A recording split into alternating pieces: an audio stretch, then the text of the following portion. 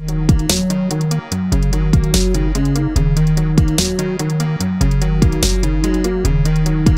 fait, mon propos, c'est de m'assurer que quand vous mettez en place, dans le cadre d'un diagnostic général, un audit social, je pense que c'est un terme qui peut prêter à confusion dans ce que vous pouvez demander et exiger sur ce volet de l'audit social à vos différents interlocuteurs.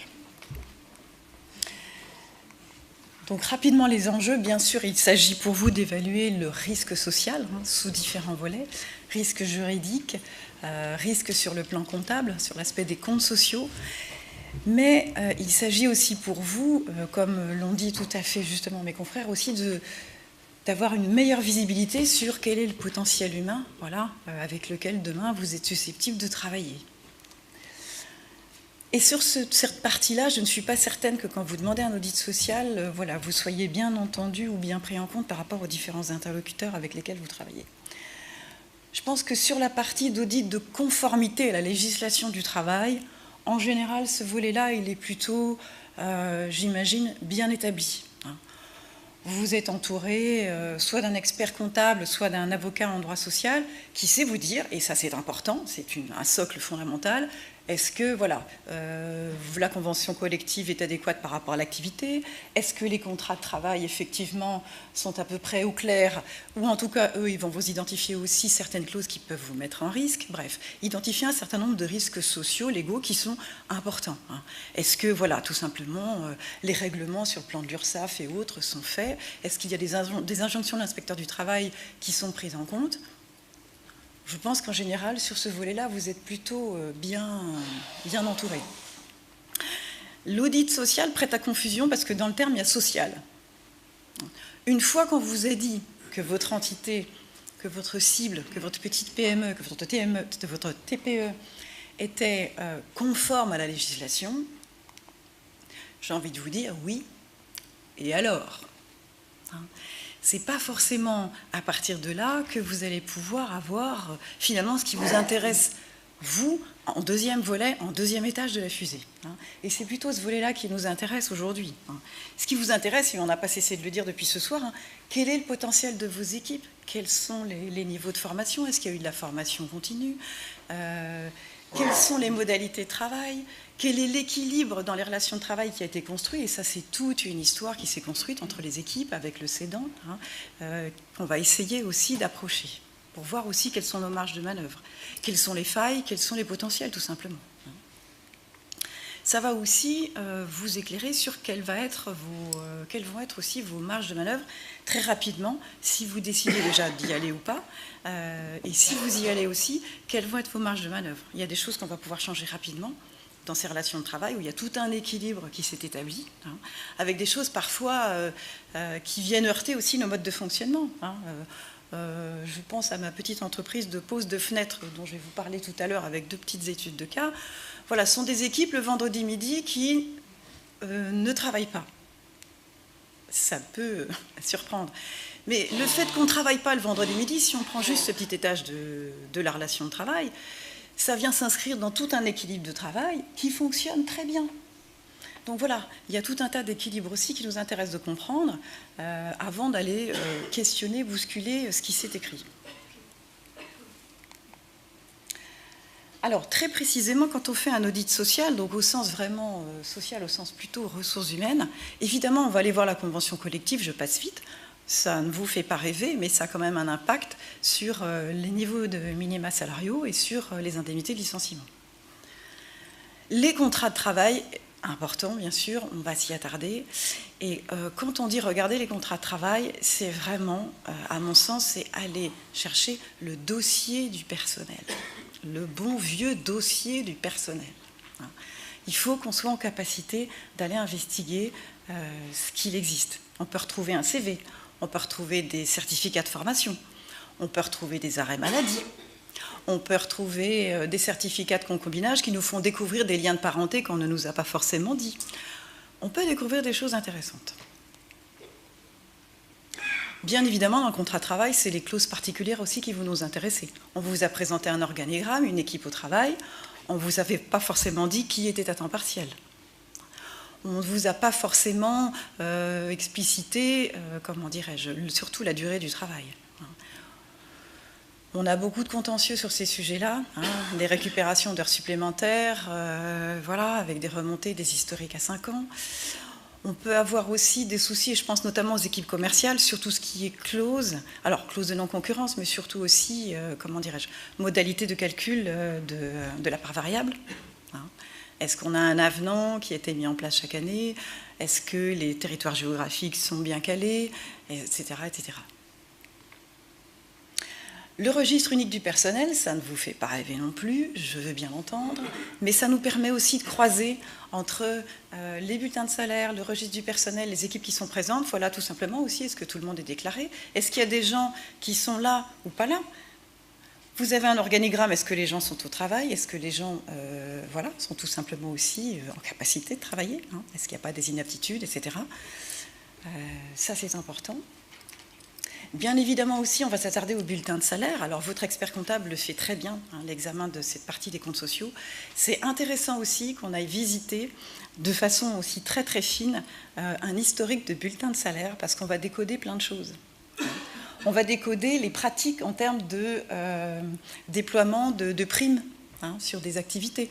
On va voir les fourchettes qui sont déployées. On va voir à qui elles sont attribuées. On va voir aussi tout un tas de choses, et notamment aussi sur l'absentéisme, quand je vous en ai parlé tout à l'heure. On va essayer de s'assurer aussi qu'il y ait une cohérence entre le poste tenu, les échelons de la fonction.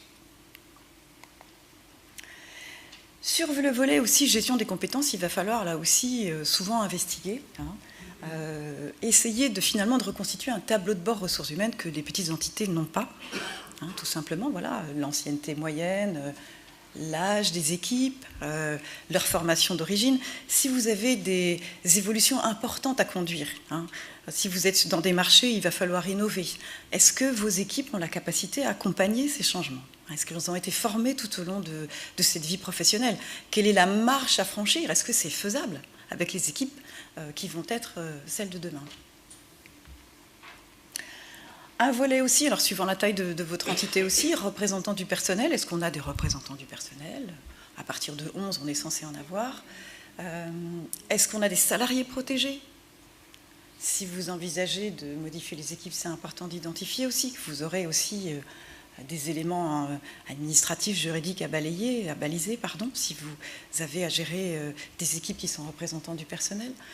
S'il y a une représentation du personnel qui est vivante, d'abord ça nous dit aussi beaucoup sur la tonalité de votre dirigeant, sur la qualité de dialogue social. C'est intéressant de lire les PV qui existent, hein, sur des CHSCT, sur des CE.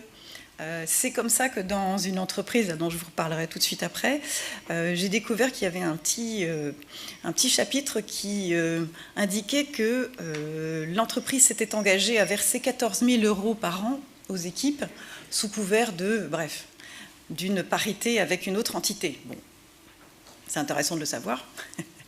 Et c'est surtout intéressant de savoir qu'est-ce qu'on va faire de cet engagement-là. Alors évidemment, il y a tout un tas de documents obligatoires, mais ça en passe. Un volet qui n'est peut-être pas toujours bien appréhendé, c'est tout ce qui touche à la santé, la sécurité des équipes. Bien évidemment, tout dépend de la nature de votre métier, hein. Mais si vous êtes dans des métiers plomberie, chauffagerie, charpente, pose de fenêtres, atelier mécanique, évidemment, ce volet-là est important, hein. C'est important aussi d'aller voir comment cette culture sécurité elle est prise en compte. Est-ce que les pratiques professionnelles font qu'on ne va pas vous mettre en risque pénal parce qu'aujourd'hui, c'est un sujet dont on ne se saisit pas, il y a beaucoup de négligence. Ça, c'est intéressant de le voir. Ou est-ce qu'au contraire, on est sur des équipes qui ont pris en main ce sujet-là, des équipes qui sont formées, qui ont les habilitations. Si les habilitations n'existent pas, il faudra aussi le prendre en compte, hein. Et dans quelle mesure aussi vos équipements sont habilités. Alors, qu'est-ce qu'on peut faire de tout ça? Bien évidemment, comme dans tous les autres domaines, marketing ou finance, on va faire une analyse des forces et des faiblesses. Très concrètement, voilà, un audit qui a été fait pour une équipe de 9 personnes. On est là sur la franchise de pose de fenêtres. Et voyez, on va partir pour les deux entités sur le même constat. Globalement, ce sont des entités qui sont en conformité avec la législation. Très bien, très bien. Si on va investiguer les points qu'on a évoqués ensemble précédemment, là on commence à avoir une photographie de ces équipes qui s'éclaire et qui va, pour le coup, dans ce cas-là, être vraiment de nature à nous rassurer, à conforter les différentes analyses financières, marketing, commerciales que vous avez par ailleurs engagées.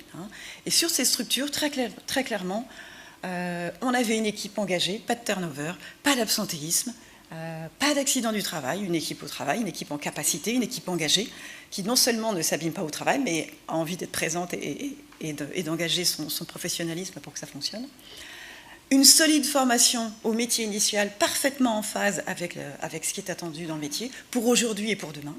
Des formations continues qui sont délivrées, des habilitations en termes de santé et sécurité qui sont présentes, et qui plus est en plus, une prime qualité qui intégrait voilà, un aspect lié au respect des normes de santé et sécurité au travail.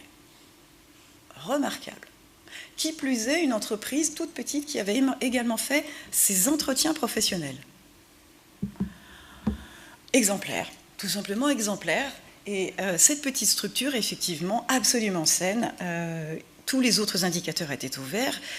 Et voilà, cette analyse a permis en effet de valider, conforter le choix du repreneur. Quelques points d'amélioration, absolument pas bloquants, qui étaient donc un fort ratio sur des équipes plutôt de structure un peu forte par rapport aux équipes opérationnelles. Et puis des contrats de travail, des commerciaux à revoir, mais rien de bien méchant. Alors, j'ai absolument pas regardé le timing. Est-ce que vous pouvez m'aider là-dessus? Est-ce que j'y suis? Est-ce que j'ai encore 5 petites minutes? Oui. Un autre exemple, on part du même constat. Une structure plutôt en conformité avec la législation. Par contre, là, quand on est allé investiguer sur ce volet ressources humaines, on a plutôt été inquiété, mis en alerte par un certain nombre d'éléments. Un taux d'absentéisme important en augmentation, et là, il a fallu éplucher les bulletins de salaire, les dossiers du personnel. Une moyenne d'âge élevée pour les 2/3, très peu de formation continue, très peu de choses faites pour tout ce qui était transfert de savoir-faire, une expertise qui était portée par un très faible nombre de personnes qui étaient susceptibles de partir bientôt, donc une grosse problématique autour du transfert de savoir-faire. Une gestion de la santé et de la sécurité quasi inexistante alors qu'on était sur un métier industriel avec une réelle exposition au risque. Donc ça, c'était un sujet. Pas d'habilitation, des équipements vétustes, donc là, une mise en risque sur cet aspect du volet santé-sécurité avéré. Et puis, un risque important dans la conduite du changement. Bon, là, je passe vite, mais l'idée, c'était qu'effectivement, il y ait la vente d'une partie de l'entreprise qui s'opère, tout en restant sur place pour bénéficier des équipements, mais avec un accompagnement en changement quasiment impossible au regard du côtoiement quasiment quotidien avec l'ancienne structure, très peu de faisabilité sur la marche à produire, à réaliser pour opérer ce changement qui aurait pu potentiellement rendre viable la cession. Voilà, je crois que je vous ai tout dit dans les grandes lignes. Donc l'idée vraiment, c'est, soyez exigeants quand vous avez des interlocuteurs qui vous indiquent qu'ils font avec vous un audit social. Soyez exigeants, demandez-leur précisément ce qu'ils entendent par audit social, chacun dans son domaine d'expertise. Et là, l'idée vraiment, c'est de travailler la complémentarité. Et comme on vous l'a dit tout à l'heure, l'important, c'est de croiser les données. Il y a tout un tas de petits détails qu'on va relever, chacun dans nos domaines respectifs, qui à un moment donné vont faire du sens et qui vont vous dire si c'est viable ou pas, ou en tout cas qui vont aussi vous donner des éléments, tout simplement aussi pour négocier. Ça fait partie aussi des valeurs ajoutées d'un diagnostic. Je crois que je vous ai tout dit. Merci beaucoup pour votre écoute et au plaisir pour échanger.